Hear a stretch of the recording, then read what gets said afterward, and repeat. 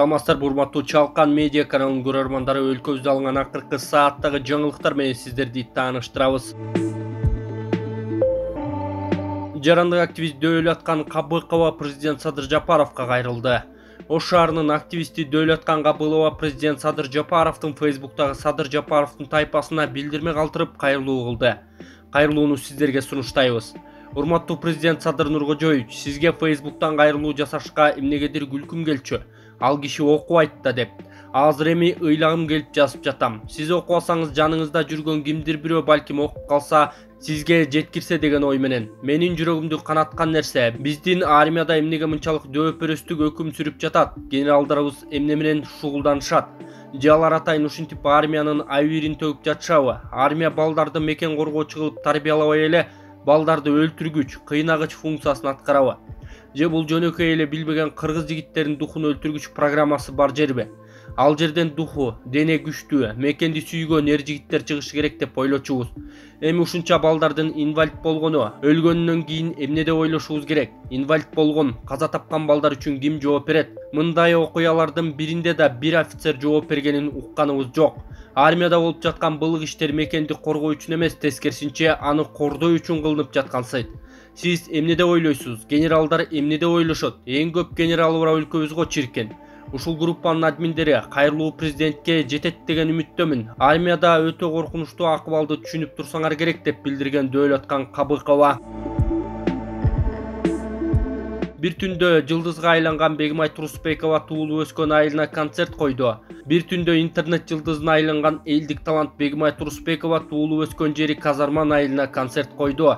Иш-чара 6-июлда болуп, ага алыскы айылдардын тургундары да келишкен. Бегимай Турусбекованын айтымында күзүндө мындан дагы чоң концерт өтөт. Мен айылга барсам, аймактын акими, маданият үйүнүн директору концерт өткөрөбүз деп баарын даярдап күтүп жатышыптыр.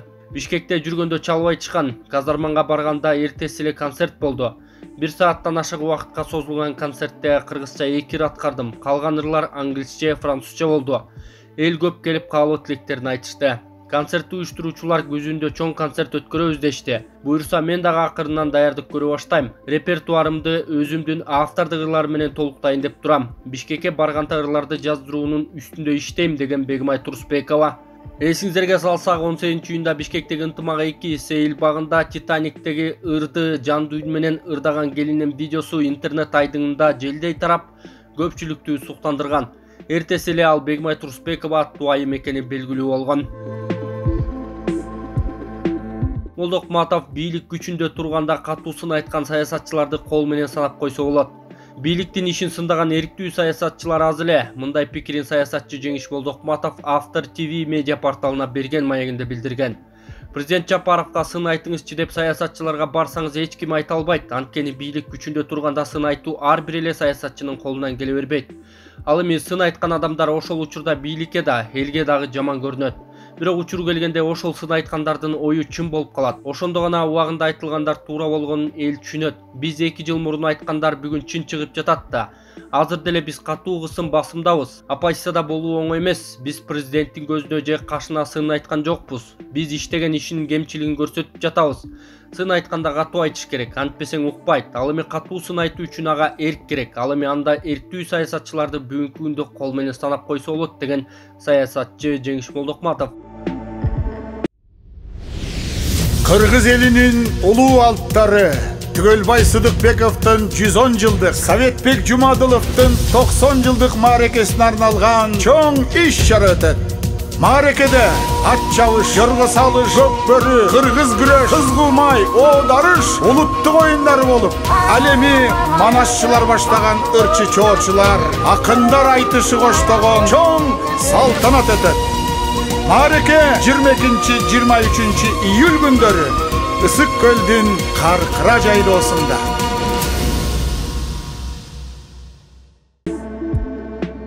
Санарип өнүктүрүү министри Талант Бегиманов өлкөдөгү санариптештирүү жана электрондук документ жүгүртүү боюнча маалымат берди. Кыргызстандын санарип өнүктүрүү министри Талант Бегиманов кабар улуттук агенттигине маек куруп берген. Маегин сиздерге сунуштайбыз. Өлкөнү санариптештирүү тармагында, ошондой эле министрликте кандай иштер жүрүүдө? Талантбек Иманов: азыр Кыргызстан боюнча электрондук кызмат көрсөтүүлөрдүн жаңы түрлөрүн акырындык менен киргизүүдөбүз. Маселен, үстүбүздөгү жылдын июнь айынын башында QR код аркылуу паспорт алуу боюнча долбоор ишке кирген. Бул кызмат биздин өлкөнүн бардык банктары Элкарт жана РСК-24 мобилдик тиркемелеринде катталган банк карталары аркылуу колдонсо болот. Долбоор буга чейин эле калк арасында популярдуу болгон.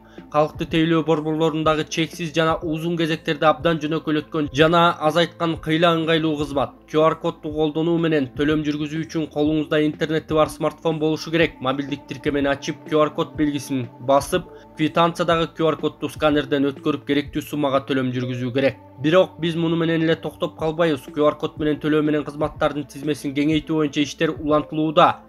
Министрлик тарабынан автотранспорт каражатын башкаруу жана транспорт каражаттарын каттоо укугун алууда ЗАГС кызматынын QR коду жана УНА мамлекеттик мекемесинин кызматтары аркылуу төлөөнү колдонуу боюнча иш жүргүзүлүүдө.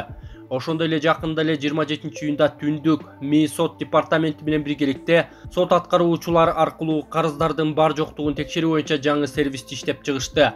Жаңы кызмат алимент, жол эрежесин бузуу жана башка айып пулдар сыяктуу карыздар боюнча маалымат алууга мүмкүнчүлүк берет. Абдан ыңгайлуу кызмат. Анын ичинде Кыргызстандан тышкары сапарга чыгууну пландап жаткандар үчүн жарандар учуп кетер алдында баарын алдын ала текшере алышат.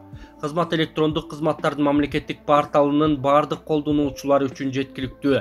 Министрликтин негизги милдети санариптик форматта мамлекеттик жана муниципалдык кызматтарды көрсөтүү процессин оптималдаштыруу.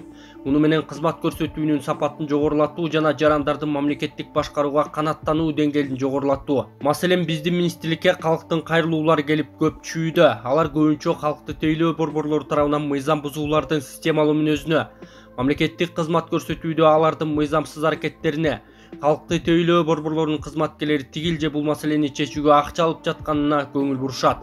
Же тескерисинче келген адамды акы төлөп өткөрүү үчүн жасалма кезек түзүшөт. Бул коррупция жана менин министр катары милдетим мындай көрүнүштөрдүн баарын жоюп, санарип Кыргызстанды түзүү деп билдирген Талантбек Иманов Кабар улуттук агенттигине. Чаткал район прокурору жол кырсыгынан каза болду. Бүгүн эртең менен Чаткал район прокурору подполковник Бакирдин Жанузаков жол кырсыктан каза тапты. Бул туурасында башкы прокуратуранын маалымат кызматынан кабарлашты. Прокурор түшкөн автоунаа Чаткал Кара Бура жолунда ала салып кеткен. Маалыматта автоунаанын ичинде 8 киши болгону, башкалары жаракат алып ооруканага түшүп, Жанузаковдун көз жумганы айтылган. Алар Бишкектен бара жатканы маалым болгон. Юстиция подполковниги 54 жашта эле. Аталган кызматта 2020 жылдын май айынан тарта иштеп келе жаткан. Ага чейин Талас жана Нарын облустарында эмгектенген. Башкы прокуратура Бакирдин Жанузаков боюнча некролог тараткан. Жанузаков прокуратура органдарында 2004 жылдан тартып иштей баштаган. Талас аймагында облустук прокуратуранын башкы адисинен коррупцияга каршы иштөө жана мыйзамдардын аткарылышын көзөмөлдөө бөлүмүнүн башчылыгына чейин кызматтарда болгон. 2019 жылы Баткен облусунун прокурорунун орун басары болсо, 2022 жылы Нарын облусуна караштуу Ат Баш район прокурорлугун аркалаган. 2022 жылдын 20 майынан тартып Чаткал район прокурору болуп дайындалган. Кыргызстандын прокуратура органдарынын жалпы кызматкерлери маркумдун туугандарына жана жакындарына терең кайгыруу менен көңүл айтып, аза кайгысын тең бөлүшөбүз. Жаткан жери жайлуу, топурагы торко болсун деп айтылган башкы прокуратуранын некрологунда. Садыр Жапаров саламаттыгы боюнча пландык кароодон өттү. Мамлекет башчысы Садыр Жапаров президенттин иш башкармалыгына караштуу Атайын ооруканадан пландык профилактикалык кароодон өттү. Бул тууралуу 7 июлда Азаттык радиосуна президенттин басма сөз катчысы Эрбол Султанбаев билдирген. Мамлекет башчынын саламаттыгы жакшы, деди Султанбаев. Бүгүн айрым маалымат каражаттары Садыр Жапаров Атайын ооруканада болгонун жазып чыгышкан. Бакыт Төрөбаев октябрь айынан тарта пенсияны көтөрүү пландалып жатат. Өкмөт 2022 жылдын октябрынан тарта пенсиянын өлчөмүн жогорулатууну пландап жатканы министрлер кабинетинин төрагасынын орун басары Бакыт Төрөбаев Токтогул районунун активи менен болгон жолугушууда билдирди. Ал 1 апрелден тарта мугалимдердин, дарыгерлердин, маданият кызматкерлеринин айлыктары, 1 июлдан тарта жөлөк пулдары 50%, 1 августтан тарта мамлекеттик кызматкерлердин айлыктары көтөрүлөөрүн эске салган. Ал 6 ай ичинде экономикадагы көрсөткүчтөрдү санап өткөн. Кыскасы, көрсөткүчтөр жакшы. Быйылкы жылы киреше 403 миллиард сомду түзөт деп пландаганбыз.